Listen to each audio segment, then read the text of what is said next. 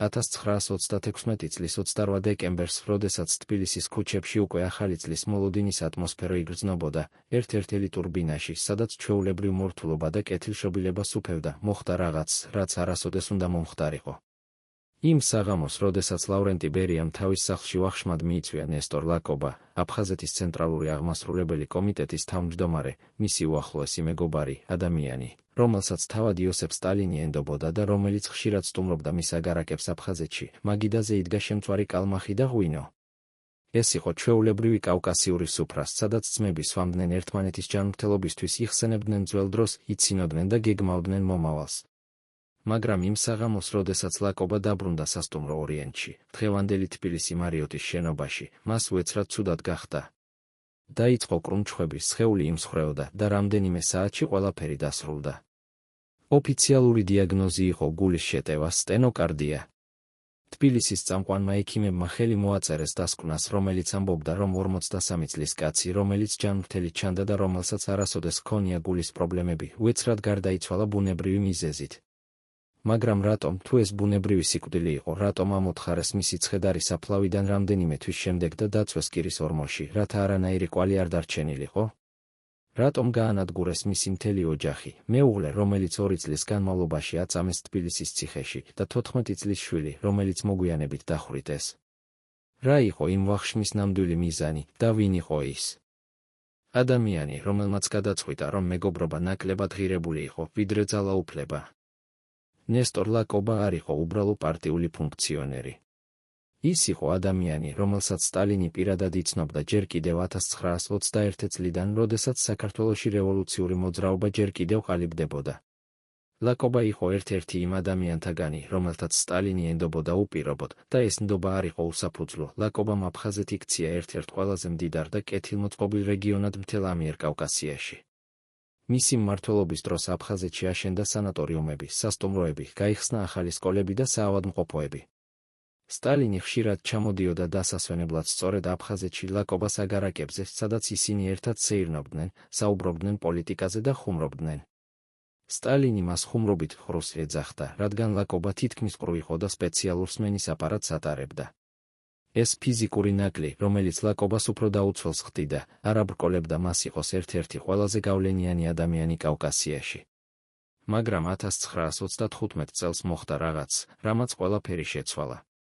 სტალინმა შესთავაზა ლაკობას შინაგან საქმეთა სახალხო კომისრის პოსტი მოსკოვში. ეს იყო ერთ-ერთი ყველაზე ძლიერი და საშიში პოზიცია მთელ საბჭოთა კავშირში, პოზიცია, რომელიც გულისხმობდა რეპრესიების, დაპატიმრებების და სიკვდილის განაჩენების ხელმოწერას. ლაკობამ უარი თქვა. ის არ სურდა მონაწილეობა მიეღო სისხლიან რეპრესიებში, არ სურდა ხელი მოეწერა დაპატიმრების ორდერებზე, არ სურდა გამხდარიყო ადამიანი, რომელიც ღამით ვერ იძინებდა საკუთარი ბრძანებების გამო. ეს უარი, რომელიც ლაკობას თვალში იყო მორალური არჩევანი, სტალინმა მიიღო როგორც პირადი შეურაცხყოფა და ურჩობა. როგორ შეეძლო ადამიანს, რომელსაც ის ენდობოდა, უარი ეთქვა მის შეთავაზებაზე? როგორ შეეძლო უარი ეთქვა იმ პოზიციაზე, რომელიც მას ყველაზე ძლიერ ადამიანად აქცევდა საბჭოთა კავშირში სტალინის შემდეგ? ეს უარი იყო დასაწყისი იმისა, რაც მოგვიანებით მოხდებოდა. მაგრამ ლაკობა ჯერ კიდევ არ იცოდა, რომ მისი მორალური არჩევანი იქნებოდა მისი სიკვდილის განაჩენი. 1936 წლის შემოდგომაზე, როდესაც საბჭოთა კავშირში უკვე დიდი ტერორის ატმოსფერო იგრძნობოდა, ლაკობასა და ბერიას შორის ღია კონფლიქტი დაიწყო. ბერია, რომელიც იმ დროისთვის უკვე იყო ამიერკავკასიის მხარის პირველი მდივანი და რომელსაც სურდა აბსოლუტური ძალაუფლების მოპოვება, მოითხოვდა აფხაზეთის სრულ დაქვემდებარებას საქართველოს. ლაკობა კი ამტკიცებდა, რომ აფხაზეთი უნდა შეენარჩუნებინა თავისი ავტონომია და თავისი ეკონომიკური დამოუკიდებლობა. ეს არ იყო მხოლოდ პოლიტიკური დავა, ეს იყო ბრძოლა იმის გამო, თუ ვინ იქნებოდა ნამდვილი ხელმძღვანელი კავკასიაში. ბერიას სურდა, რომ ყველა გადაწყვეტილება მის მეშვეობით გავლოდა, ხოლო ლაკობას ჰქონდა პირდაპირი წვდომა სტალინთან, ბერიას გვერდისავლით. ეს იყო რაღაც, რასაც ბერია ვერ იტანდა. ის იყო ადამიანი, რომელიც იყენებდა ადამიანებს თავისი კარიერული მიზნებისთვის და შემდეგ ანადგურებდა მათ, როდესაც ისინი უკვე აღარ სჭირდებოდა. და ლაკობა, რომელიც 1922 წელს სწორედ მან გაუწია რეკომენდაცია სტალინთან, რათა ბერია ამიერკავკასიის პირველ მდივნად დაენიშნათ, ახლა უკვე იყო დაბრკოლება მის გზაზე. ბერიამ თავისი კარიერული ნახტომი ლაკობას დახმარებით გააკეთა და ახლა ის აპირებდა თავისივე კეთილის მყოფლის მოკვლას. ეს იყო ის ტიპის ადამიანი, რომელიც არასოდეს არ ივიწყებდა სარგებელს, მაგრამ არასოდეს არ აფასებდა ერთგულებას. 26 დეკემბერს ლაკობა ჩამოვიდა თბილისში პარტიულ აქტივზე დასასწრებად. ის გაჩერდა სასტუმრო ორიენტში, რომელიც იმ დროს იყო ერთ-ერთი ყველაზე პრესტიჟული სასტუმრო მთელ ამიერკავკასიაში. 27 დეკემბრის განმავლობაში ლაკობას ჰქონდა რამდენიმე შეხვედრა.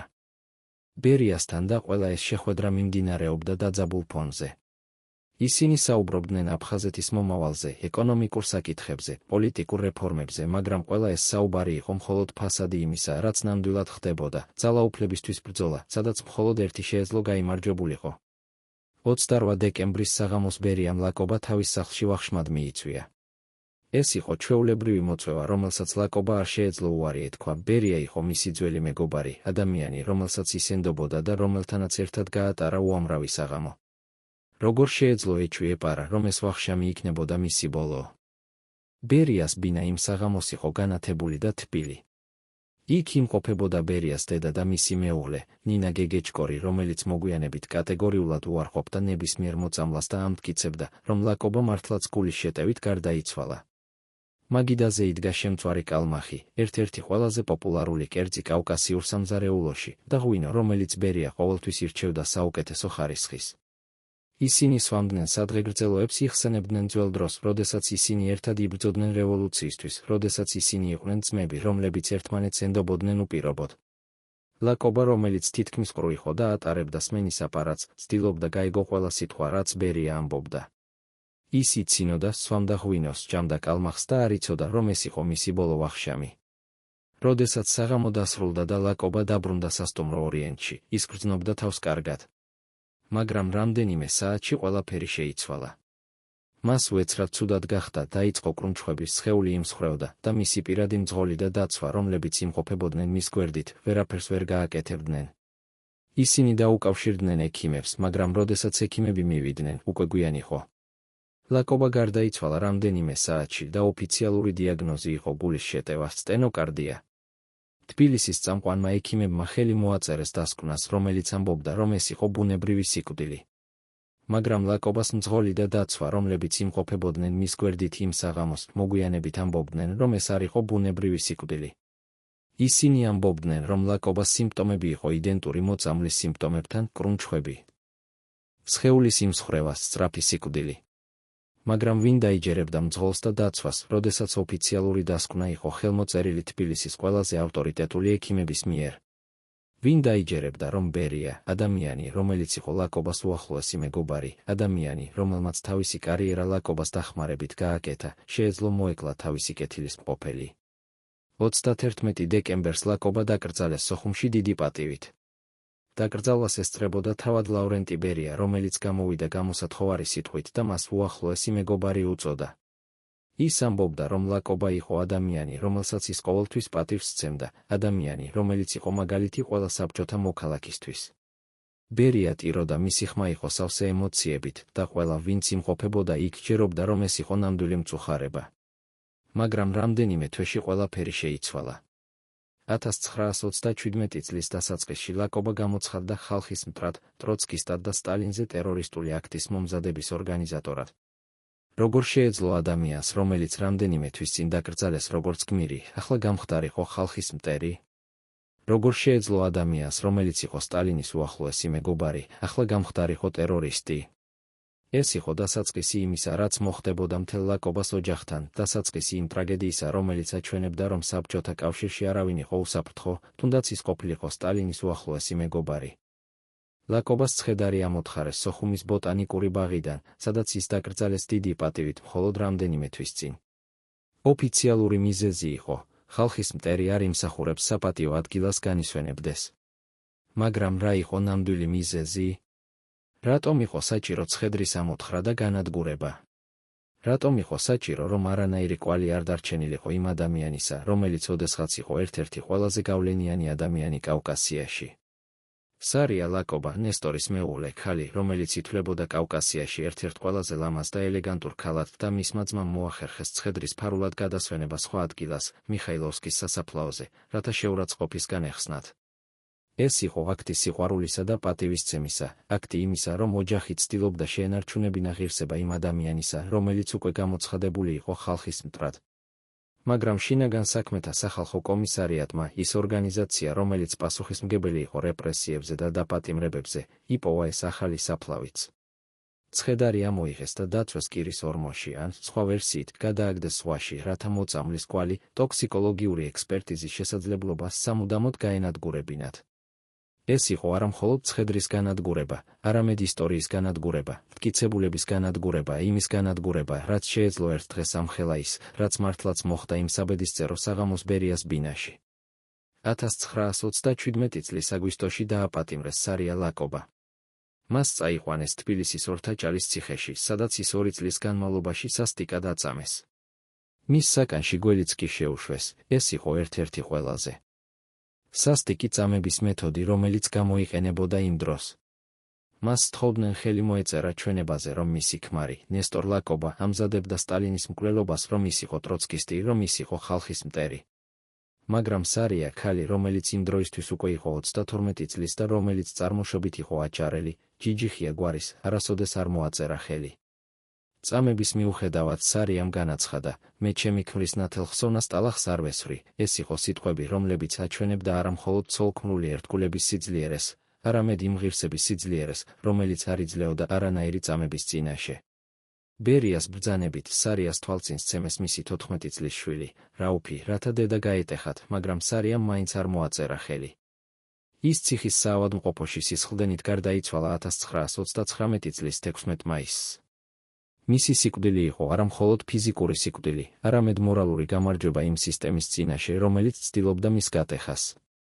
რაუფ ლაკობა, ნესტორის შვილი, რომელიც იმ დროისთვის უკვე იყო 19 წლის, დახვრიტეს 1941 წლის 28 ივლისს. ის იყო ბოლო წარმომადგენელი ლაკობას ოჯახისა, რომელიც სრულად განადგურდა იმის გამო, რომ ერთმა ადამიანმა, ლავრენტი ბერიამ, გადაწყვიტა, რომ ძალაუფლება უფრო ღირებული იყო, ვიდრე მეგობრობა, ვიდრე ერთგულება, ვიდრე ადამიანური ღირსება. მაგრამ რატომ? რატომ იყო საჭირო მთელი ოჯახის განადგურება? რატომ იყო საჭირო არა მხოლოდ ნესტორ ლაკობას მოკლა, არამედ მისი მეუღლის წამება და მისი შვილის დახვრეტა? რა იყო ის, რაც ბერია ასე ეშინოდა, რომ მან გადაწყვიტა სრული განადგურება? პასუხი იმალება იმ საღამოში 28 დეკემბერს, როდესაც ლაკობა ვახშმობდა ბერიას სახლში. თუ ეს იყო მოწამლა და ყველა ნიშანი მიუთითებს ამაზე, მაშინ ბერიამ იცოდა, რომ ერთადერთი გზა, რომ ეს საიდუმლო დარჩენილიყო სამუდამოდ იყო ყველა მოწმის განადგურება, ყველა იმ ადამიანის განადგურება, რომელთაც შეეძლოთ ერთ დღეს ეთქვათ სიმართლე. სარია ლაკობა იყო ქალი, რომელიც იცოდა თავისი ქმრის ყველა საიდუმლო, რომელიც იცოდა ყველა იმ ადამიანის სახელები, რომლებიც იმყოფებოდნენ ნესტორის გარშემო, რომელიც იცოდა ყველა იმ საუბრის დეტალები, რომლებიც ნესტორს ჰქონდა ბერიასთან. თუ სარია რჩებოდა ცოცხალი, ის შეეძლო ერთ დღეს ეთქვა სიმართლე. და ეს იყო რაღაც, რასაც ბერია ვერ დაუშვებდა. რაუფი, 14 წლის ბიჭი, რომელიც იმ დროს ჯერ კიდევ ბავშვი იყო, ასევე უნდა განადგურებულიყო, რადგან ის იყო ლაკობას გვარის ერთადერთი გამგრძელებელი, ერთადერთი ადამიანი, რომელსაც შეეძლო ერთ დღეს მოეთხოვა სამართლიანობა თავისი მამისთვის. ბერიამ გადაწყვიტა, რომ უსაფრთხოების ერთადერთი გზა იყო სრული განადგურება, არა მხოლოდ ნესტორ ლაკობას, არამედ მისი მთელი ოჯახის, მისი მთელი მემკვიდრეობის, მისი მთელი ხსოვნის განადგურება. დღეს, როდესაც ჩვენ ვუბრუნდებით იმ მოვლენებს, რომლებიც მოხდა 1936 წლის 28 დეკემბერს, ჩვენ ვხედავთ არა მხოლოდ ერთი ადამიანის ტრაგედიას, არამედ მთელი ეპოქის ტრაგედიას, ეპოქის, სადაც მეგობრობა არაფერს ნიშნავდა, სადაც ერთგულება იყო სისუსტე, სადაც ძალაუფლება იყო ერთადერთი ღირებული რამ. ნესტორ ლაკობა იყო ადამიანი, რომელიც ენდობოდა თავის მეგობარს, რომელიც ენდობოდა თავის სტატუსს, რომელიც ენდობოდა იმას, რომ სტალინის ნდობა იყო საკმარისი, რომ დაეცვა ის ნებისმიერი საფრთხისგან. მაგრამ ის არ იცოდა, რომ საბჭოთა კავშირში არავინ იყო უსაფრთხო, თუნდაც ის ყოფილიყო სტალინის უახლოესი მეგობარი. ის არ იცოდა, რომ ბერია, ადამიანი, რომელსაც ის თავისი ძმა ეძახდა, იყო ადამიანი, რომელიც მზად იყო მოეკლა ნებისმიერი, ვინც იდგა მის გზაზე ძალაუფლებისკენ. და ის არ იცოდა, რომ იმ საღამოს, როდესაც ის ვახშმობდა ბერიას სახლში, ის ვახშმობდა თავის მკვლელთან ერთად. მაგრამ კითხვა რჩება, იცოდა თუ არა სტალინმა. იცოდა თუ არა, რომ ბერია აპირებდა ლაკობას მოკვლას. თუ იცოდა, რატომ არ შეაჩერა? თუ არ იცოდა, როგორ შეეძლო არ შეეგრძნო, რომ მისი უახლოესი მეგობარი იყო საფრთხეში. ეს არის კითხვები, რომლებზეც პასუხი ჯერ კიდევ არ გვაქვს, კითხვები, რომლებიც აჩვენებენ, რომ ის, რაც მოხდა 1936 წლის 28 დეკემბერს, იყო არა მხოლოდ ერთი ადამიანის მკვლელობა, არამედ მთელი სისტემის დანაშაული, სისტემის, სადაც ადამიანური სიცოცხლე არაფერს ნიშნავდა, სადაც ძალაუფლება იყო ერთადერთი ღირებული რამ და სადაც მეგობრობა იყო მხოლოდ ილუზია, რომელიც შეეძლო ნებისმიერ მომენტში განადგურებულიყო. 1937 წლის თებერვალში, როდესაც თბილისის ქუჩებში ჯერ კიდევ იდგა თოვლი და ცივი ქარი ქროდა ძველი შენობების კედლებს, ერთ-ერთ საიდუმლო ოფისში, სადაც არასოდეს შედიოდა დღის სინათლე, მოხდა რაღაც, რაზეც არავინ უნდა გაეგო. იქ, სადაც კედლები იყო სქელი და ხმები არ გადიოდა გარეთ, სადაც მხოლოდ რამდენიმე ადამიანს ჰქონდა უფლება შესულიყო, შეიქმნა დოკუმენტი, რომელსაც არ ჰქონდა ოფიციალური ნომერი, არ ჰქონდა ოფიციალური ხელმოწერა, მაგრამ რომელიც შეიცავდა ყველაფერს. ყველა სახელს, ყველა თარიღს, ყველა დეტალს იმის შესახებ, რაც მართლაც მოხდა 1936 წლის 28 დეკემბერს. ეს დოკუმენტი არ იყო განკუთვნილი საჯარო გამოქვეყნებისთვის, ის იყო შექმნილი მხოლოდ იმისთვის, რომ რამდენიმე ადამიანი, რომლებიც იმყოფებოდნენ ძალაუფლების უმაღლეს საფეხურებზე, ცოდნოდნენ სიმართლეს და შეენარჩუნებინათ ის როგორც საიდუმლო, რომელიც არასოდეს უნდა გამხდარიყო ცნობილი. დოკუმენტში იყო ჩამოთვლილი ყველა ადამიანი, რომელიც იმყოფებოდა ბერიას სახლში იმ საბედისწერო საღამოს, ბერიას დედა, მისი მეუღლე ნინა გეგეჭკორი, ორი მსახური, რომლებიც ემსახურებოდნენ მაგიდას და ერთი ადამიანი, რომლის სახელი იყო დაშიფრული როგორც სპეციალისტი ნომერი 3. ვინ იყო ეს ადამიანი? რა როლი ჰქონდა მას იმ საღამოს? და რატომ იყო მისი სახელი დაშიფრული, როდესაც ყველა სხვა სახელი იყო მითითებული სრულად? დოკუმენტში ასევე იყო ჩამოთვლილი ყველა კერძი, რომელიც მიირთვა იმ საღამოს, შემწვარი კალმახი, ლობიო, პური, ყველი და ორი ბოთლი ღვინო, რომელთაგან ერთი იყო ქართული წითელი ღვინო, ხოლო მეორე, აფხაზური თეთრი. მაგრამ ყველაზე საინტერესო იყო ის, რაც არ იყო ჩამოთვლილი, არ იყო მითითებული არანაირი მედიკამენტი, არანაირი ქიმიური ნივთიერება, არანაირი რამ, რაც შეეძლო მიეთითებინა მოწამვლაზე. ეს იყო დოკუმენტი, რომელიც იყო შექმნილი იმისთვის, რომ დაემტკიცებინა, რომ იმ საღამოს არაფერი უჩვეულო არ მომხდარა, რომ ეს იყო ჩვეულებრივი ვახშამი ძველ მეგობრებს შორის და რომ ლაკობა სიკვდილი იყო უბრალო უბედური შემთხვევა. მაგრამ თუ ეს იყო უბრალო უბედური შემთხვევა, რატომ იყო საჭირო ასეთი დოკუმენტის შექმნა?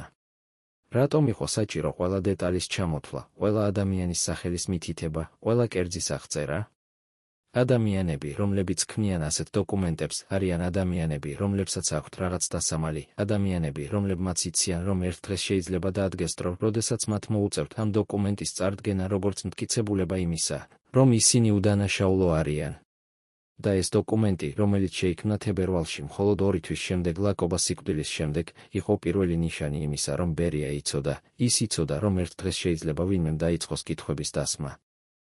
მაგრამ ვინ შეეძლო დაეწყო კითხვების დასმა, როდესაც ყველა, ვინც იცოდა რაიმე, იყო ან მკვდარი, ან პატიმარი, ან იმდენად შეშინებული, რომ არასოდეს გაბედავდა პირის გაღებას. ლაკობას პირადი მძღოლი, ადამიანი, რომელიც იმყოფებოდა მის გვერდით იმ საღამოს და რომელმაც დაინახა, როგორ იწყებოდა კრუნჩხვები, როგორ იმსხვრევდა სხეული, როგორ კვდებოდა ადამიანი, რომელსაც ის ემსახურებოდა წლების განმავლობაში, და აპატიმრეს 1937 წლის მარტში.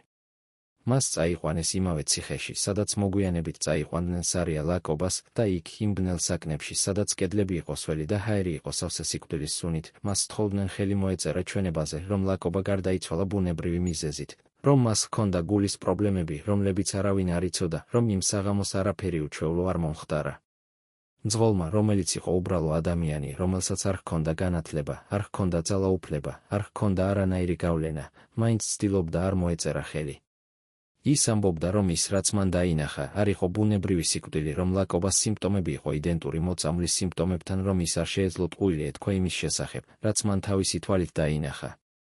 მაგრამ 2 კვირის წამების შემდეგ, როდესაც მისი თითები იყო გატეხილი, როდესაც მისი სხეული იყო დაფარული სისხლით და ჭრილობებით, როდესაც ის უკვე აღარ იცოდა, სად იყო და რა ხდებოდა, მან მოაწერა ხელი. მან მოაწერა ხელი დოკუმენტზე, რომელიც ამბობდა, რომ ლაკობა გარდაიცვალა გულის შეტევით, რომ იმ საღამოს არაფერი უჩვეულო არ მომხდარა, რომ ბერია იყო უდანაშაულო. და შემდეგ იმავე ღამეს, როდესაც მან მოაწერა ხელი, მძღოლი გარდაიცვალა ციხის საავადმყოფოში. ოფიციალური მიზეზი იყო გულის შეტევა, იგივე დიაგნოზი, რომელიც ჰქონდა ლაკობას. როგორ შეეძლო ორ ადამიანს, რომლებიც იმყოფებოდნენ ერთად იმ საბედისწერო საღამოს, ჰქონოდათ იგივე დიაგნოზი? როგორ შეეძლო ორივე მათგანს გარდაცვალება გულის შეტევით, როდესაც ერთ-ერთი მათგანი იყო 53 წლის ჯანმრთელი კაცი, ხოლო მეორე 30 წლის ძლიერი მძღოლი? ეს იყო კითხვები, რომლებზეც არავინ არ სვამდა, რადგან ყველა, ვინც შეეძლო ეს კითხვები დაესვა, იყო ან მკვდარი, ან პატიმარი, ან იმდენად შეშინებული, რომ არასოდეს გაბედავდა პირის გაღებას. ლაკობას დაცვა, ორი ადამიანი, რომლებიც იმყოფებოდნენ მის გვერდით ყოველთვის, რომლებიც იცავდნენ მას ყველა საფრთხისგან, რომლებიც იყვნენ ერთგული მხოლოდ მისთვის და არავისთვის სხვა, ასევე დააპატიმრეს. ერთ-ერთი მათგანი, რომელიც იყო 25 წლის ახალგაზრდა კაცი, რომელსაც ჰქონდა ცოლი და ორი პატარა შვილი, ცდილობდა გაექცა. ის იცოდა, რომ თუ დარჩებოდა, მას იგივე ბედი ელოდა, რაც ელოდა მძღოლს, და ის არ სურდა მოკდომოდა იმის გამო, რომ მან იცოდა ძალიან ბევრი. ის გაიქცა თბილისიდან და წავიდა მთებში, სადაც ის იმალებოდა რამდენიმე კვირის განმავლობაში, ცდილობდა მიეღწია საზღვრისთვის, ცდილობდა გადაეკვეთა თურქეთში, სადაც ის იქნებოდა უსაფრთხო. მაგრამ შინაგან საქმეთა სახალხო კომისარიატის აგენტები იპოვეს ის მთებში და როდესაც ისინი მივიდნენ მასთან, ის ცდილობდა წინააღმდეგობა გაეწია. ის იცოდა, რომ თუ დაიჭერდა, მას ელოდა წამება და სიკვდილი, და ის არ სურდა ეს ყოველივე გადაეტანა. ის ცდილობდა გაეხადა თავისი იარაღი, მაგრამ აგენტები იყვნენ უფრო სწრაფები. მათ ესროლეს მას და ის გარდაიცვალა იქვე, მთებში, სადაც ის ცდილობდა იპოვა თავისუფლება. მისი ცხედარი დატოვეს იქ, სადაც ის დაეცა და მხოლოდ რამდენიმე დღის შემდეგ ადგილობრივმა მწყემსებმა იპოვეს ის და დაკრძალეს უსახელო საფლავში. მეორე დაცვის წევრი, რომელიც იყო უფრო ხანდაზმული და უფრო გამოცდილი, არ ცდილობდა გაქცევას. ის იცოდა, რომ გაქცევა იყო შეუძლებელი, რომ შინაგან საქმეთა სახალხო კომისარიატის აგენტები იპოვიდნენ ნებისმიერ ადამიანს ნებისმიერ ადგილას და რომ ერთადერთი გზა, რომ გადარჩენოდა, იყო თანამშრომლობა. როდესაც მას დააპატიმრეს და წაიყვანეს ციხეში, ის მაშინვე თქვა, რომ ის მზად იყო ყველაფერი ეთქვა, რაც მათ სურდათ, რომ ის მზად იყო ხელი მოეწერა ნებისმიერ დოკუმენტზე, რომ ის მზად იყო ჩვენება მიეცა ნებისმიერის წინააღმდეგ, თუ მხოლოდ მას დატოვებდნენ ცოცხალს. და მას დატოვეს ცოცხალი, ის გაათავისუფლეს რამდენიმე თვის შემდეგ, მაგრამ ის უკვე აღარ იყო ის ადამიანი, რომელიც ოდესღაც იყო. ის იყო გატეხილი, შეშინებული ადამიანი, რომელიც ყოველღამე ხედავდა კოშმარებს, რომელიც ვერ იძინებდა, რომელიც ვერ ჭამდა, რომელიც ცხოვრობდა მუდმივ შიშში, რომ ერთ დღეს ისინი დაბრუნდებოდნენ და წაიყვანდნენ მას ისევ. ის გარდაიცვალა 1941 წელს, ოფიციალური მიზეზი იყო თვითმკვლელობა, მაგრამ ყველა, ვინც იცნობდა მას, იცოდა, რომ ეს არ იყო თვითმკვლელობა, რომ ეს იყო სიკვდილი იმ შიშისგან, რომელიც მას ატანჯავდა ყოველ დღე. სიკვდილი იმ ბრალდების გრძნობისგან, რომ მან ღალატი გაუწია ადამიანს, რომელსაც ის იცავდა.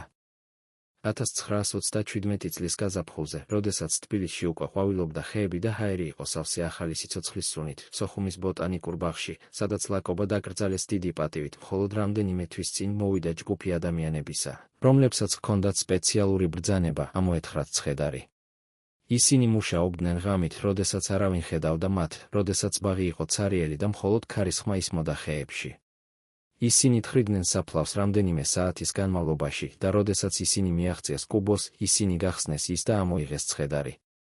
ლაკობას ცხედარი, რომელიც იმ დროისთვის უკვე იყო რამდენიმე თვის იყო კარგ მდგომარეობაში, ის იყო დაბალზამებული, როგორც ეს იყო მიღებული მაღალჩინოსნებისთვის და ის ჯერ კიდევ იყო ამოსაცნობი.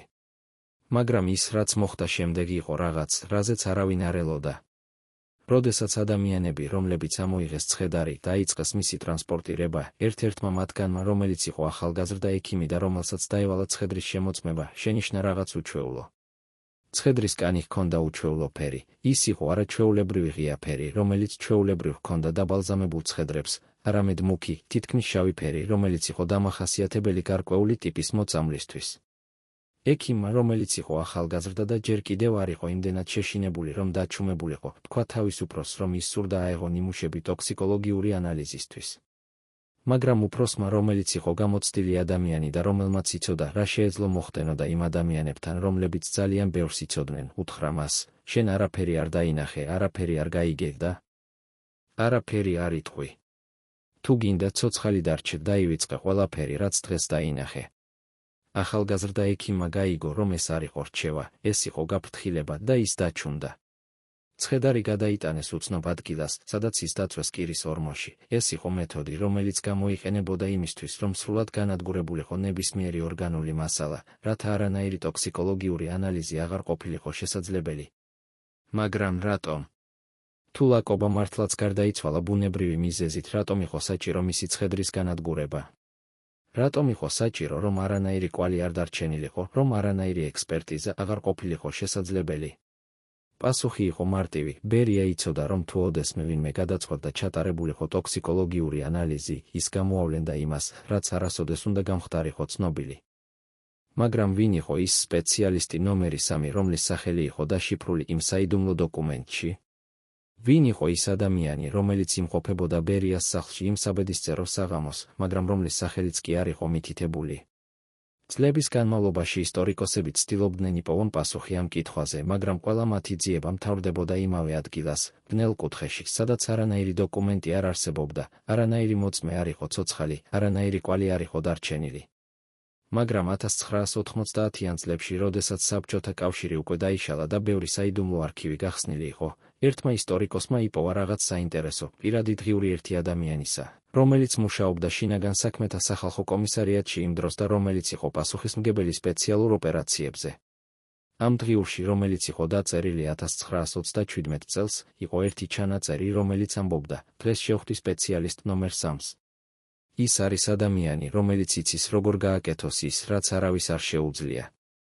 ის არის ადამიანი, რომელიც არასოდეს არ ტოვებს კვალს. ის არის ადამიანი, რომელსაც ენდობა თავად ბერია. ეს იყო ერთადერთი ჩანაწერი, რომელიც მიუთითებდა იმაზე, თუ ვინ შეეძლო ყოფილიყო ეს საიდუმლო ადამიანი. მაგრამ ვინ იყო ის? რა იყო მისი სპეციალობა? და რატომ ენდობოდა მას თავად ბერია?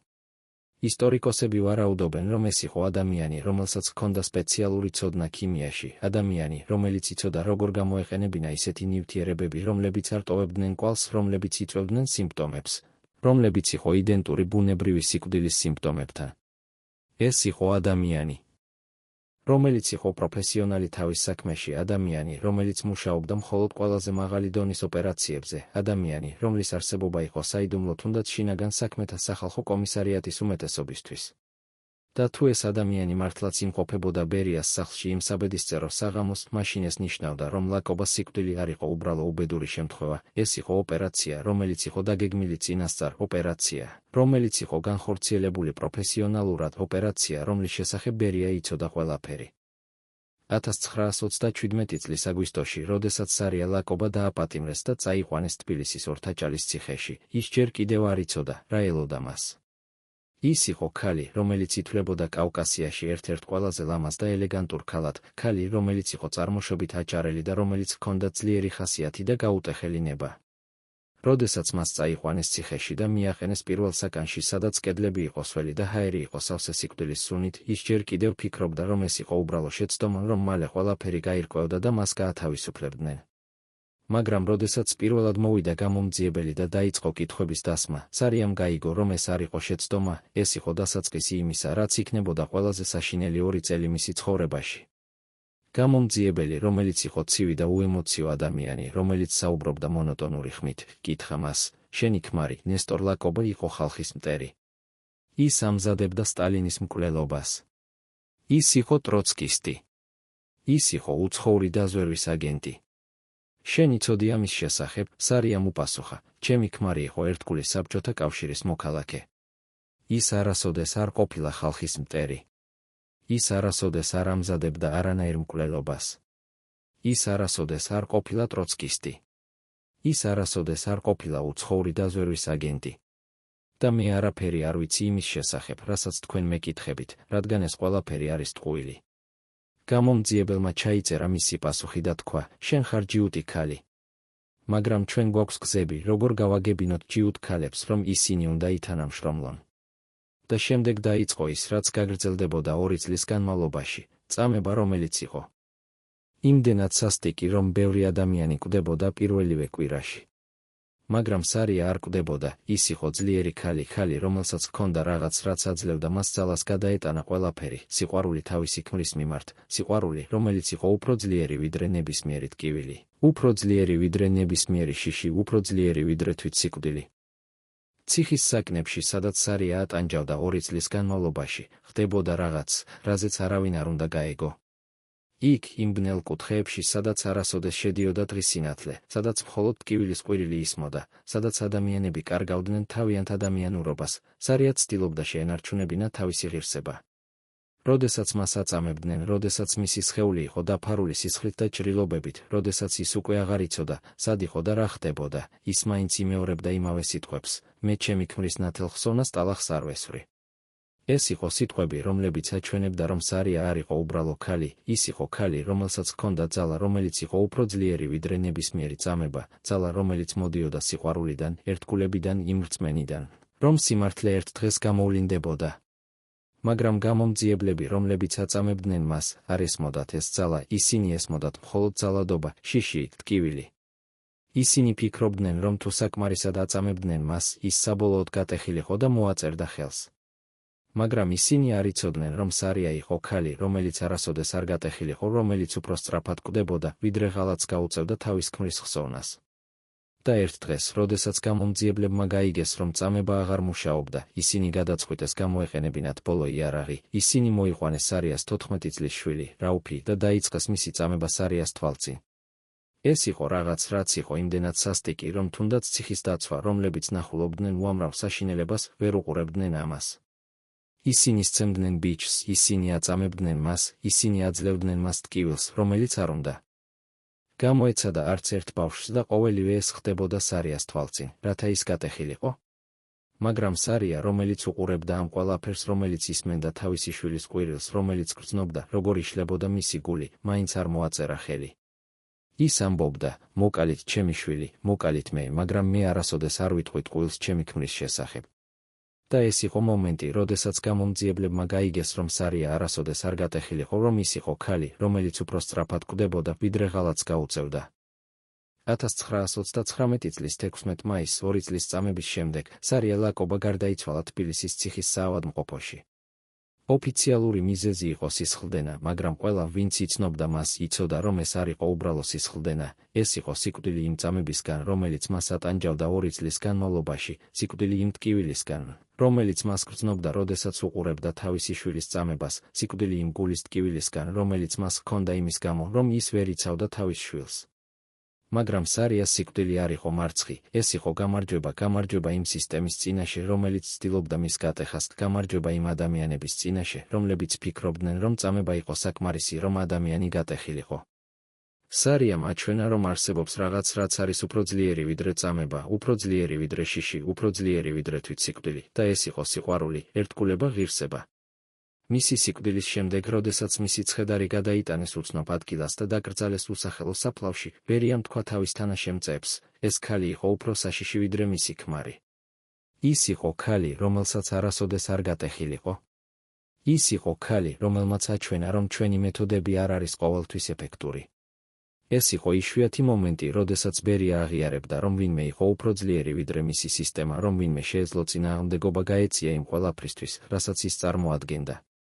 მაგრამ ეს აღიარება მოვიდა ძალიან გვიან, სარია უკვე მკვდარი იყო და მისი გამარჯვება იყო მხოლოდ მორალური გამარჯვება, გამარჯვება, რომელიც არავინ არ ხედავდა, გამარჯვება, რომელიც დარჩებოდა მხოლოდ ისტორიაში როგორც მაგალითი იმისა, თუ როგორ შეიძლება ადამიანმა შეინარჩუნოს თავისი ღირსება თუნდაც ყველაზე საშინელ გარემოებებში.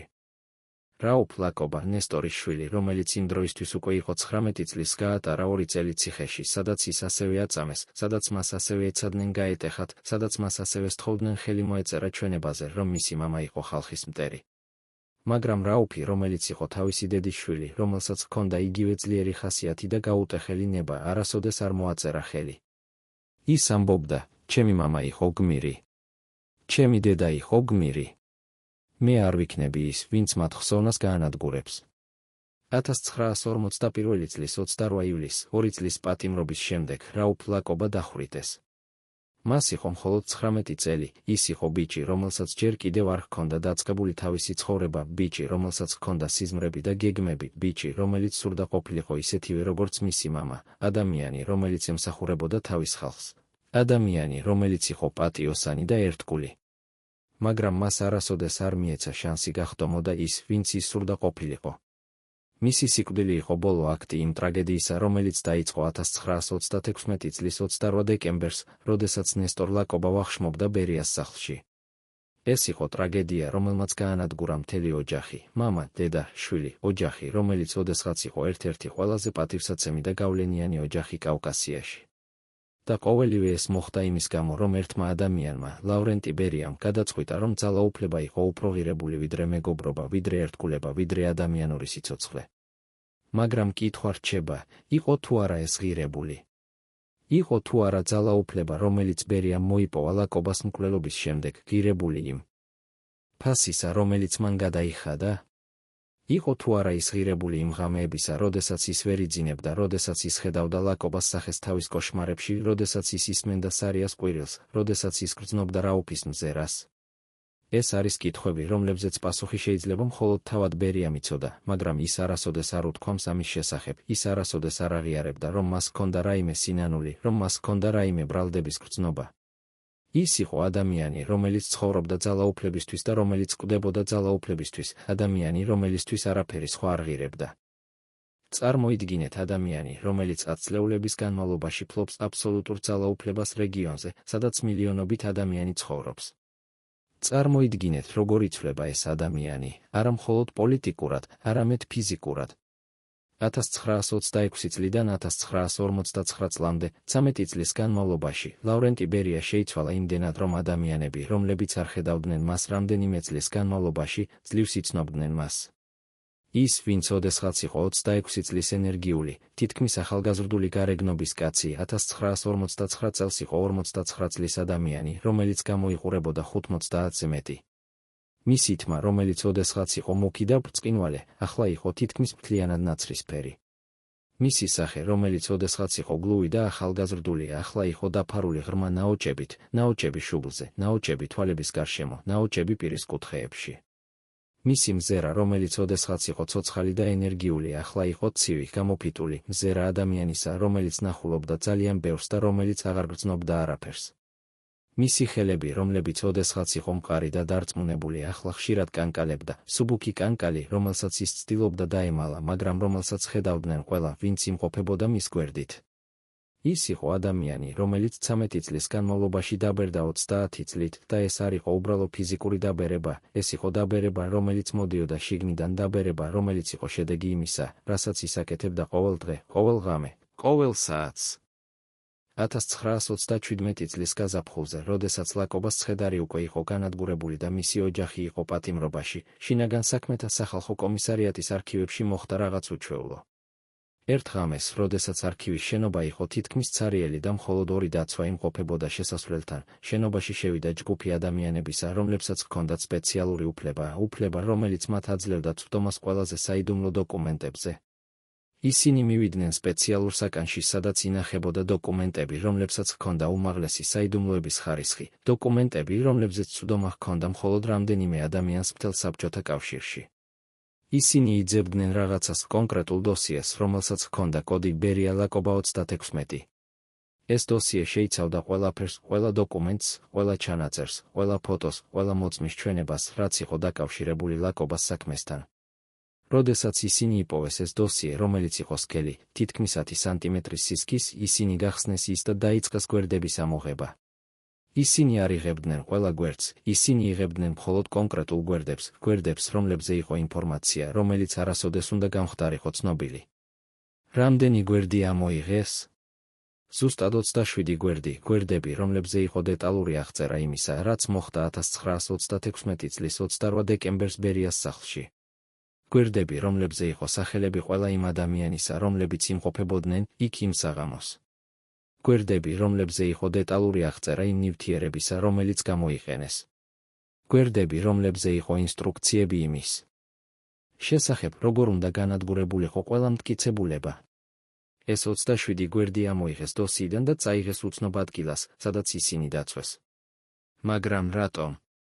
რატომ იყო საჭირო ამ გვერდების განადგურება, როდესაც მთელი დოსიე უკვე იყო საიდუმლო, როდესაც მასზე წვდომა ჰქონდა მხოლოდ რამდენიმე ადამიანს? პასუხი იყო მარტივი. ბერია იცოდა, რომ ისტორია ხშირად იცვლება, რომ ის, რაც დღეს არის საიდუმლო, ხვალ შეიძლება გახდეს საჯარო, რომ ის, რაც დღეს არის დაცული, ხვალ შეიძლება გახდეს ხელმისაწვდომი. და ის არ სურდა რისკი, ის არ სურდა, რომ ოდესმე, ნებისმიერ დროს ვინმე წაეკითხა ეს 27 გვერდი და გაეგო სიმართლე. მაგრამ რა იყო იმ გვერდებზე? რა იყო ის ინფორმაცია, რომელიც იყო იმდენად საშიში, რომ ბერია გადაწყვიტა მისი განადგურება? 1990-იან წლებში, როდესაც საბჭოთა კავშირი უკვე დაიშალა და ბევრი არქივი გახსნილი იყო, ერთმა ისტორიკოსმა იპოვა რაღაც საინტერესო. ის იპოვა ადამიანი, რომელიც მუშაობდა შინაგან საქმეთა სახალხო კომისარიატის არქივში 1927 წელს და რომელიც იმყოფებოდა იქ იმ ღამეს, როდესაც ამოიღეს ეს 27 გვერდი. ეს ადამიანი, რომელიც იმ დროისთვის უკვე იყო 90 წლის მოხუცი, რომელიც ცხოვრობდა პატარა სოფელში საქართველოს მთებში, თანახმა იყო ესაუბრა ისტორიკოსს. ის ამბობდა, მე ვიყავი ახალგაზრდა არქივისტი იმ დროს, მე მხოლოდ 22 წელი მქონდა. როდესაც ისინი შემოვიდნენ იმ ღამეს, მე ვიყავი მორიგი არქივში. ისინი არ იცოდნენ, რომ მე იქ ვიყავი, მე ვიმალებოდი ერთ-ერთ კუთხეში, რადგან მე მეშინოდა. მე ვიცოდი, რომ როდესაც ასეთი ადამიანები მოდიან ღამით, ეს არასოდეს არის კარგი ნიშანი. მე ვუყურებდი, როგორ იღებდნენ ისინი გვერდებს დოსიიდან. მე ვცდილობდი დამენახა, რა იყო იმ გვერდებზე, მაგრამ მე ვიყავი ძალიან შორს. მაგრამ ერთ მომენტში, როდესაც ერთ-ერთმა მათგანმა დადო გვერდი მაგიდაზე, მე დავინახე რაღაც, მე დავინახე სიტყვები ტოქსიკოლოგიური ანალიზი და არსენიკის ნაერთი. ეს იყო ყველაფერი, რაც მე დავინახე, მაგრამ ეს იყო საკმარისი, რომ გამეგო, რაზე იყო საუბარი. ეს იყო პირველი და ერთადერთი მოწმობა იმის შესახებ, რა შეიძლება ყოფილიყო იმ გვერდებზე, მოწმობა, რომელიც ადასტურებდა იმას, რასაც ბევრი ადამიანი ეჭვობდა, მაგრამ რასაც არავინ არ შეეძლო დაემტკიცებინა. ლაკობა მოწამლეს არსენიკის ნაერთით, ნივთიერება, რომელიც იმ დროს იყო ერთ-ერთი ყველაზე პოპულარული საშუალება მოწამვლისთვის, რადგან ის იწვევდა სიმპტომებს, რომლებიც იყო ძალიან მსგავსი გულის შეტევის სიმპტომებთან. მაგრამ რატომ არსენიკი? რატომ არა სხვა ნივთიერება, რომელიც იქნებოდა უფრო სწრაფი, უფრო ეფექტური? პასუხი იყო მარტივი, არსენიკი იყო ნივთიერება, რომელიც მუშაობდა ნელა, რომელიც იძლეოდა დროს, რომ ადამიანი დაბრუნებულიყო სახლში, რომ ის კვდებოდა არა იმ ადგილას, სადაც მას მოაწამლეს, არამედ სხვა ადგილას, სადაც არავინ არ დაუკავშირებდა მის სიკვდილს იმ ვახშამთან. ეს იყო გათვლილი გეგმა, რომელიც იყო შემუშავებული პროფესიონალურად, გეგმა, რომელიც უნდა მუშაობდა იდეალურად, და ის მუშაობდა. 1959 წლის ივნისში, მხოლოდ რამდენიმე თვის შემდეგ სტალინის სიკვდილის შემდეგ, ბერია დააპატიმრეს. ოფიციალური ბრალდება იყო სახელმწიფო ღალატი და ხალხის მტრობა, იგივე ბრალდებები, რომლებიც ის იყენებდა ათასობით ადამიანის წინააღმდეგ წლების განმავლობაში. მას წაიყვანეს ციხეში, იმავე ციხეში, სადაც ოდესღაც ატანჯავდნენ სარია ლაკობას, იმავე ციხეში, სადაც ოდესღაც ატანჯავდნენ ათასობით სხვა ადამიანს, რომლებიც იყვნენ მსხვერპლი მისი სისტემისა. და იქ, იმ ბნელ საკნებში, სადაც კედლები იყო სველი და ჰაერი იყო სავსე სიკვდილის სუნით, ბერია ელოდა თავის სასამართლოს. მაგრამ რას ფიქრობდა ის იმ დღეებში? ფიქრობდა თუ არა ის ლაკობაზე, ადამიანზე, რომელიც ოდესღაც იყო მისი უახლოესი მეგობარი და რომელიც მან მოკლა? ფიქრობდა თუ არა ის სარიაზე, ხალზე, რომელიც 2 წლის განმავლობაში აწამეს იმავე ციხეში, სადაც ახლა ის თავად იმყოფებოდა? ფიქრობდა თუ არა ის რაუბზე 19 წლის ბიჭზე, რომელიც დახვრიტეს მხოლოდ იმის გამო, რომ ის იყო ლაკობას შვილი. ფიქრობდა თუ არა ის ყველა იმ ათასობით ადამიანზე, რომლებიც მან გაანადგურა წლების განმავლობაში. ადამიანები, რომლებიც იყვნენ ციხეში ბერიასთან ერთად იმ დროს, ამბობდნენ, რომ ის იყო ჩუმი, რომ ის თითქმის არ საუბრობდა, რომ ის უბრალოდ იჯდა თავის საკანში და უყურებდა კედელს. ის იყო ადამიანი, რომელიც ცხოვრობდა ძალაუფლებისთვის და ახლა, როდესაც ძალაუფლება აღარ ჰქონდა, ის იყო ცარიელი, ის იყო არაფერი. 1959 წლის დეკემბერში ბერია დახვრიტეს, იგივე ბედი, რომელიც ელოდა ათასობით ადამიანს, რომლებიც იყვნენ მსხვერპლი მისი სისტემისა. მაგრამ მისი სიკვდილი არ იყო დასასრული, ეს იყო მხოლოდ დასაწყისი იმისა, რაც მოხდებოდა მოგვიანებით, როდესაც ისტორიკოსები დაიწყებდნენ გამოძიებას იმის შესახებ, რაც მართლაც მოხდა იმ წლებში, როდესაც ისინი დაიწყებდნენ ძიებას პასუხებზე კითხვებზე, რომლებიც დარჩა უპასუხოდ. და ერთი კითხვა რჩება, კითხვა, რომელზეც პასუხი ჯერ კიდევ არ გვაქვს, კითხვა, რომელიც შეიძლება არასოდეს არ იქნეს პასუხგაცემული, ვინ იყო ნამდვილი ბენეფიციარი ლაკობას სიკვდილისა? 1927 წლის შემოდგომაზე, როდესაც ბერია უკვე იყო მოსკოვში და ხელმძღვანელობდა შინაგან საქმეთა სახალხო კომისარიატს, მოხდა რაღაც, რამაც აჩვენა, რომ ის, რაც მოხდა ლაკობასთან, არ იყო იზოლირებული შემთხვევა, ეს იყო ნიმუში, რომელიც გამეორდებოდა ისევ და ისევ. ბერიამ დაიწყო სისტემატური განადგურება ყველა იმ ადამიანისა, რომლებიც იცნობდნენ მას კარგად, რომლებიც იცოდნენ მის საიდუმლოებებს, რომლებიც შეეძლოთ ერთ დღეს ჩვენება მიეცათ მის წინააღმდეგ. ერთი მათგანი იყო მისი ძველი მეგობარი, ადამიანი, რომელიც მას იცნობდა ჯერ კიდევ 1930-იანი წლებიდან, ადამიანი, რომელიც იყო მოწმე ბევრი იმ საქმისა, რომელშიც ბერია იყო ჩართული. ეს ადამიანი დააპატიმრეს 1928 წელს, ოფიციალური ბრალდება იყო ხალხის მტრობა და ტროცკიზმი, მაგრამ ნამდვილი მიზეზი იყო სხვა, ის იცოდა ძალიან ბევრი. მას წაიყვანეს მოსკოვის ციხეში, სადაც ის აწამეს რამდენიმე თვის განმავლობაში. მას სთხოვდნენ ხელი მოეწერა ჩვენებაზე, რომ ბერია იყო უდანაშაულო ყველა იმ საქმეში, რომელშიც ის იყო ჩართული, რომ ბერია იყო ერთგული საბჭოთა კავშირის მოქალაქე, რომ ბერია არასოდეს არ ჩაუდენია არანაირი დანაშაული. და ეს ადამიანი, რომელიც იყო გატეხილი წამებისგან, რომელიც უკვე აღარ იცოდა, რა იყო სიმართლე და რა იყო ტყუილი, მოაწერა ხელი. მან მოაწერა ხელი დოკუმენტზე, რომელიც ამბობდა, რომ ბერია იყო უდანაშაულო, რომ ყველაფერი, რაც ხდებოდა, იყო საჭირო და სწორი, რომ არავინ არ იყო დამნაშავე გარდა იმ ხალხის მტრებისა, რომლებიც უკვე იყვნენ დახვრეტილი. და შემდეგ იმავე ღამეს, როდესაც მან მოაწერა ხელი, ეს ადამიანი დახვრიტეს, ოფიციალური მიზეზი იყო სახელმწიფო ღალატი, მაგრამ ნამდვილი მიზეზი იყო სხვა, ის იცოდა ძალიან ბევრი და თუნდაც მას მოეწერა ხელი დოკუმენტზე, რომელიც ამბობდა, რომ ბერია იყო უდანაშაულო, ბერია არ ენდობოდა მას. ბერია არ ენდობოდა არავის, არც მეგობრებს, არც ოჯახს, არც თანამშრომლებს. ის იყო ადამიანი, რომელიც ცხოვრობდა მუდმივ შიშში იმისა, რომ ერთ დღეს ვინმე გამოავლენდა სიმართლეს, შიშში იმისა, რომ ერთ დღეს ყველაფერი, რაც მან გააკეთა, გახდებოდა ცნობილი. და ეს შიში აიძულებდა მას ანადგურებდა ყველას, ვინც შეეძლო იყოს საფრთხე.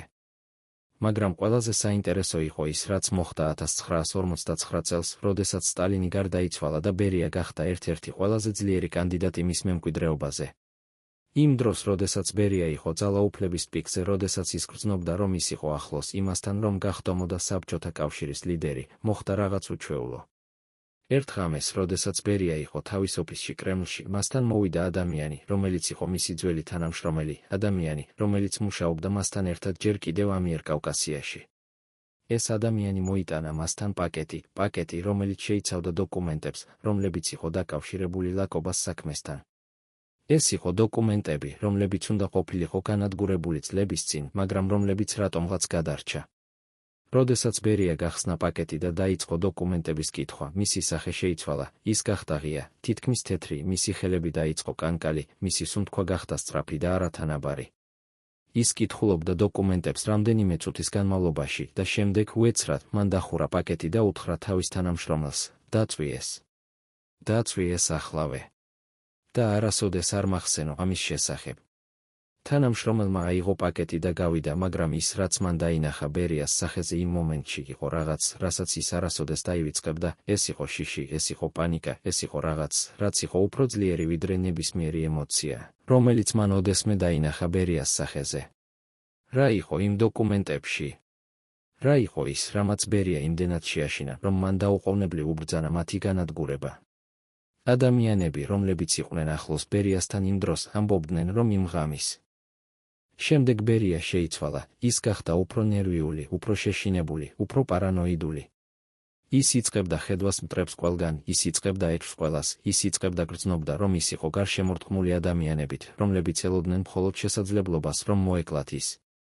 და ეს შიში, ეს პარანოია, ეს გრძნობა, რომ ის იყო მუდმივ საფრთხეში, იყო რაღაც, რაც მას ატანჯავდა ბოლო თვეებში მისი ცხოვრებისა.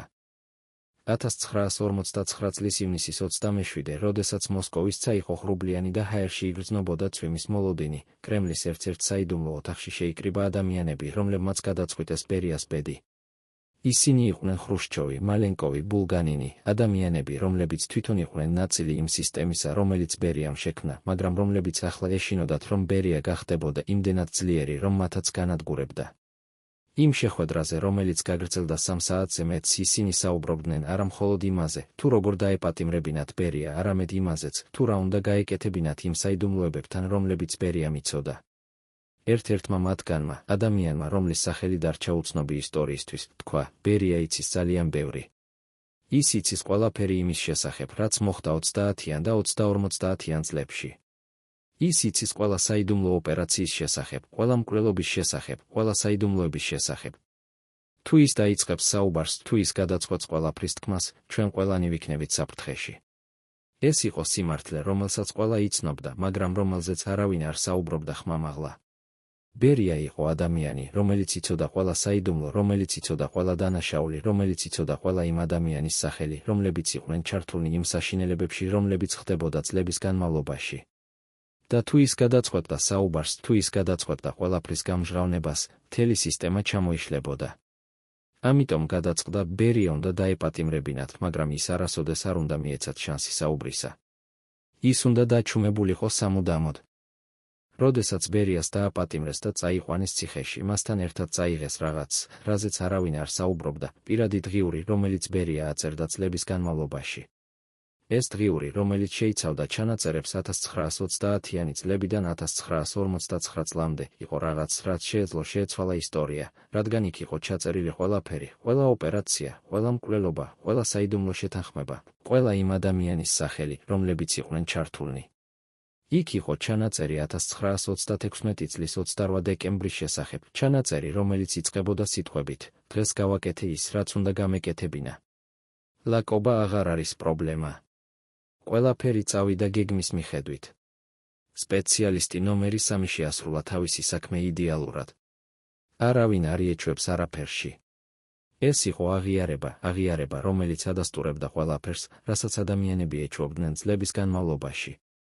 მაგრამ ეს დღიური არასოდეს არ გახდა საჯარო.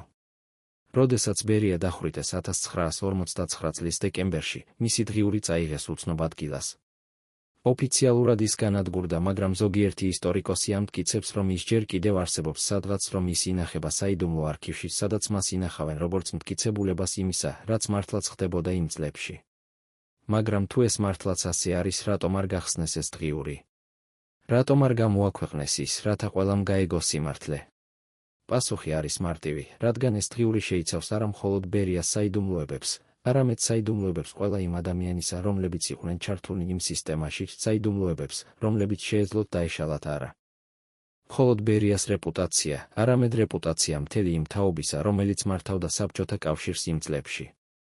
1959 წლის დეკემბრის 23, როდესაც ბერიას დახვრიტეს, მასთან ერთად დახვრიტეს რაღაც სხვაც, იმედი იმისა, რომ ოდესმე გაირკვეოდა სრული სიმართლე იმის შესახებ, რაც მოხდა ლაკობასთან. ბერია იყო ერთადერთი ადამიანი, რომელიც იცოდა ყველა დეტალი, რომელიც იცოდა ყველა სახელი, რომელიც იცოდა ყველა საიდუმლო. და როდესაც ის მოკვდა, მასთან ერთად მოკვდა ის ცოდნაც. მაგრამ იყო თუ არა ეს შემთხვევითი? იყო თუ არა ეს უბრალოდ იმის შედეგი, რომ ბერია იყო საშიში ადამიანი, რომელიც უნდა განადგურებულიყო? თუ იყო რაღაც სხვა გეგმა, რომელიც იყო შემუშავებული იმისთვის, რომ დაჩუმებულიყო ყველა, ვინც იცოდა სიმართლე. როდესაც ჩვენ ვუყურებთ იმას, რაც მოხდა ბერიას დაპატიმრების შემდეგ, როგორ სწრაფად მოხდა მისი სასამართლო, როგორ სწრაფად მოხდა მისი დახვრეტა, როგორ სწრაფად განადგურდა ყველა დოკუმენტი, რომელიც იყო დაკავშირებული მასთან, ჩვენ ვხედავთ ნიმუშს, რომელიც მიუთითებს იმაზე, რომ ეს არ იყო უბრალო სამართლიანობა, ეს იყო ოპერაცია, რომლის მიზანი იყო დაჩუმება ყველა იმ საიდუმლოების, რომლებიც ბერიამ იცოდა. და თუ ეს მართლაც ასე იყო, მაშინ ლაკობა სიკვდილი იყო არა მხოლოდ პირადი შურისძიება, არამედ ნაწილი უფრო დიდი სისტემისა, სადაც ადამიანები კვდებოდნენ, არა იმიტომ, რომ ისინი იყვნენ დამნაშავენი, არამედ იმიტომ, რომ ისინი იცოდნენ ძალიან ბევრი. მაგრამ რა მოხდა იმ ადამიანებთან, რომლებიც გადარჩნენ? რა მოხდა იმ ადამიანებთან, რომლებიც იცოდნენ რაღაც ლაკობას საქმის შესახებ, მაგრამ რომლებიც არ იყვნენ იმდენად მნიშვნელოვანი, რომ განადგურებულიყვნენ?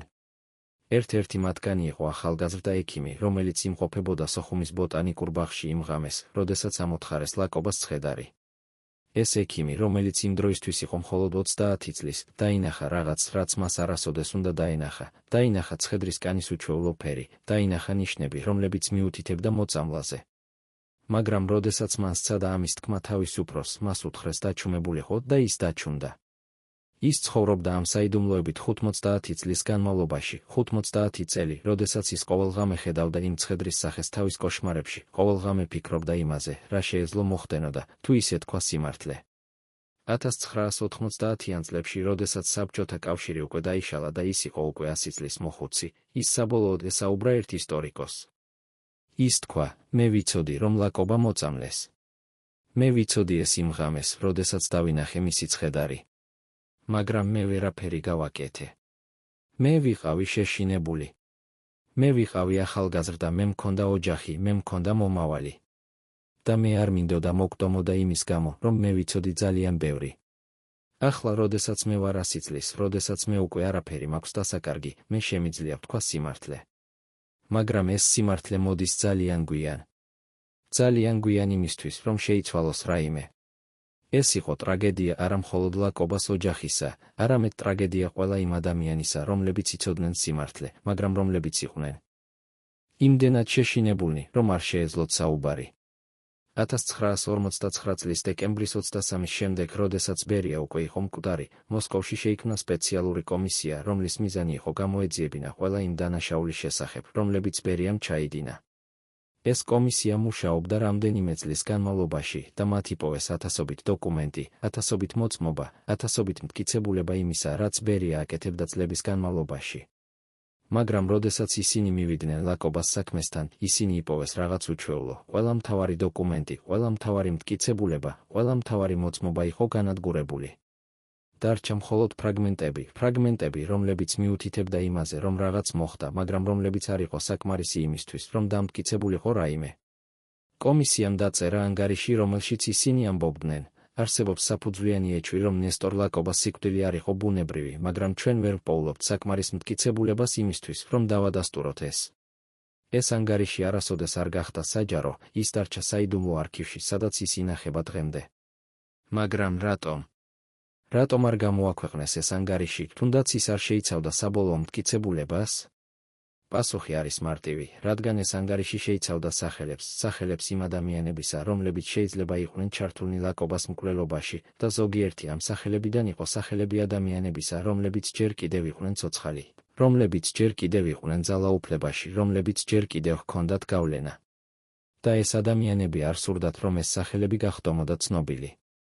დღეს, როდესაც ჩვენ ვუბრუნდებით იმ მოვლენებს, რომლებიც მოხდა 1936 წლის 28 დეკემბერს, ჩვენ ვხედავთ არა მხოლოდ ერთი ადამიანის ტრაგედიას, არამედ ტრაგედიას მთელი სისტემისა, სადაც სიმართლე იყო ნაკლებად ღირებული ვიდრე ძალაუფლება, სადაც ადამიანური სიცოცხლე იყო ნაკლებად ღირებული ვიდრე პოლიტიკური მიზანი, სადაც მეგობრობა იყო მხოლოდ ილუზია, რომელიც შეეძლო ნებისმიერ მომენტში განადგურებულიყო. ნესტორ ლაკობა იყო ადამიანი, რომელიც ენდობოდა თავის მეგობარს, რომელიც ენდობოდა თავის სტატუსს, რომელიც ენდობოდა იმას, რომ სტალინის ნდობა იყო საკმარისი, რომ დაეცვა ის ნებისმიერი საფრთხისგან.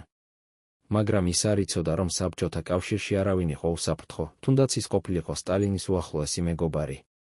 ის არ იცოდა, რომ ბერია, ადამიანი, რომელსაც ის თავისი ძმა ეძახდა, იყო ადამიანი, რომელიც მზად იყო მოეკლა ნებისმიერი, ვინც იდგა მის გზაზე ძალაუფლებისკენ.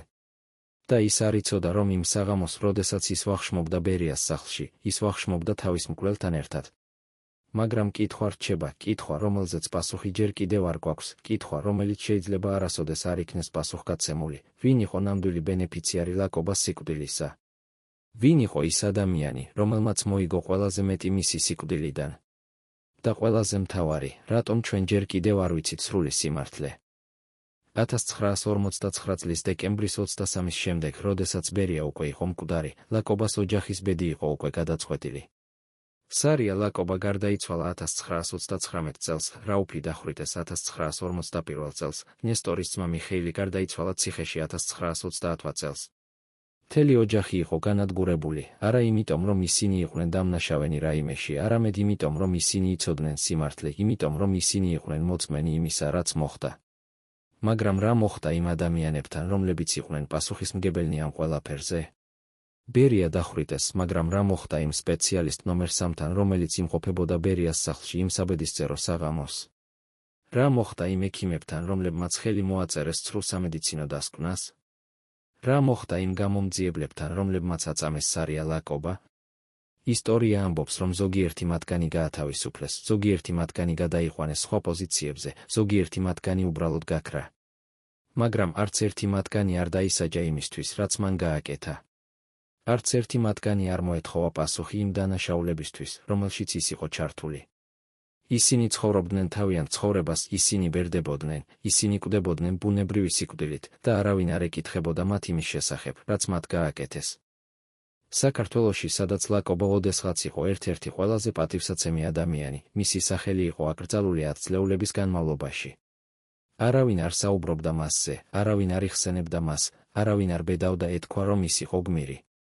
მხოლოდ 1990-იან წლებში, როდესაც საბჭოთა კავშირი დაიშალა, დაიწყეს ლაკობას რეაბილიტაცია. მას ოფიციალურად აღიარეს როგორც ადამიანი, რომელიც იყო უდანაშაულო, როგორც ადამიანი, რომელიც იყო მსხვერპლი პოლიტიკური რეპრესიებისა. მაგრამ ეს რეაბილიტაცია მოვიდა ძალიან გვიან იმისთვის, რომ დაებრუნებინათ ის, რაც დაიკარგა, ძალიან გვიან იმისთვის, რომ დაებრუნებინათ სიცოცხლე იმ ადამიანებს, რომლებიც მოკვდნენ, ძალიან გვიან იმისთვის, რომ შეეცვალა რაიმე. დღეს, როდესაც ჩვენ ვსაუბრობთ ლაკობაზე, ჩვენ ვსაუბრობთ მასზე როგორც გმირზე, როგორც ადამიანზე, რომელიც იყო ერთგული თავის პრინციპებისადმი, როგორც ადამიანზე, რომელიც არ დაუთმო თავისი ღირსება თუნდაც სიკვდილის წინაშე. მაგრამ ჩვენ ვერ ვიტყვით სრულ სიმართლეს იმის შესახებ, რაც მართლაც მოხდა, რადგან ეს სიმართლე ჯერ კიდევ არის დამალული, ჯერ კიდევ არის დაფარული, ჯერ კიდევ არის იმ საიდუმლო არქივებში, სადაც მას ინახავენ როგორც რაღაცს, რაც არასოდეს უნდა გახდეს ცნობილი. აფხაზეთში, სადაც ლაკობა ოდესღაც იყო ლიდერი, მისი ხსოვნა ჯერ კიდევ არის ცოცხალი. იქ არის ძეგლი მისი სახელით, იქ არის ქუჩა მისი სახელით, იქ არის მუზეუმი, სადაც ინახება მისი ნივთები. მაგრამ თუ თქვენ მიხვალთ იმ ადგილას, სადაც ოდესღაც იყო მისი საფლავი სოხუმის ბოტანიკურ ბაღში, თქვენ ვერაფერს ვერ იპოვით, არანაირი ნიშანი, არანაირი ძეგლი, არანაირი მითითება იმაზე, რომ აქ ოდესღაც იყო დაკრძალული ადამიანი, რომელიც იყო ერთ-ერთი ყველაზე გავლენიანი ადამიანი კავკასიაში. ეს ცარიელი ადგილი არის სიმბოლო იმისა, რაც მოხდა, სიმბოლო იმისა, როგორ შეეძლო სისტემას განადგურებულიყო არა მხოლოდ ადამიანი, არამედ მისი ხსოვნა, მისი ისტორია, მისი არსებობის ყველა კვალი. მაგრამ ხსოვნა არ იშლება იმდენად ადვილად, როგორც ფიქრობდნენ ისინი, ვინც ცდილობდნენ მის განადგურებას. ხსოვნა რჩება იმ ადამიანების გულებში, რომლებიც იცნობდნენ ლაკობას, რჩება იმ ისტორიებში, რომლებიც გადაეცემა თაობიდან თაობას, რჩება იმ კითხვებში, რომლებიც ჯერ კიდევ არ არის პასუხგაცემული. მაგრამ მთავარი კითხვა რჩება, ვინ იყო ნამდვილი ბენეფიციარი ლაკობას სიკვდილისა? ვინ იყო ის ადამიანი, რომელმაც მოიგო ყველაზე მეტი მისი სიკვდილიდან? იყო თუ არა ეს მხოლოდ ბერია, ადამიანი, რომელმაც მოიპოვა ძალაუფლება ლაკობას მოკვლის შემდეგ? თუ იყო ვინმე სხვა, ვინმე, ვინც იდგა ბერიას უკან, ვინმე, ვისთვისაც ლაკობა სიკვდილი იყო საჭირო იმისთვის, რომ განიხორციელებინა უფრო დიდი გეგმა? და ყველაზე მთავარი, რატომ ჩვენ ჯერ კიდევ არ ვიცით სრული სიმართლე? რატომ ჯერ კიდევ არის დახურული ის არქივები, სადაც შეიძლება იყოს პასუხები ამ კითხვებზე? რატომ ჯერ კიდევ არის ადამიანები, რომლებიც არ სურთ, რომ ეს სიმართლე გახდეს ცნობილი? შეიძლება პასუხი იმალება არა წარსულში, არამედ აწმყოში, იმალება იმ ადამიანებში, რომლებიც ჯერ კიდევ ფლობენ ძალაუფლებას, რომლებიც ჯერ კიდევ აკონტროლებენ იმას, თუ რა ხდება ცნობილი და რა რჩება საიდუმლოდ. შეიძლება ლაკობას ისტორია არის არა მხოლოდ ისტორია წარსულის შესახებ, არამედ გაფრთხილება მომავლისთვის, გაფრთხილება იმის შესახებ, რაც ხდება, როდესაც ძალაუფლება ხდება უფრო ღირებული ვიდრე სიმართლე, როდესაც პოლიტიკური მიზანი ხდება უფრო ღირებული ვიდრე ადამიანური სიცოცხლე, როდესაც საიდუმლოებები ხდება უფრო ღირებული ვიდრე სამართლიანობა. და ეს გაფრთხილება რჩება აქტუალური დღესაც, რჩება აქტუალური იმ ქვეყნებში, სადაც ჯერ კიდევ არსებობს სისტემები, რომლებიც ფუნქციონირებენ იმავე პრინციპებით, რომლებიც ფუნქციონირებდა საბჭოთა კავშირში იმ წლებში.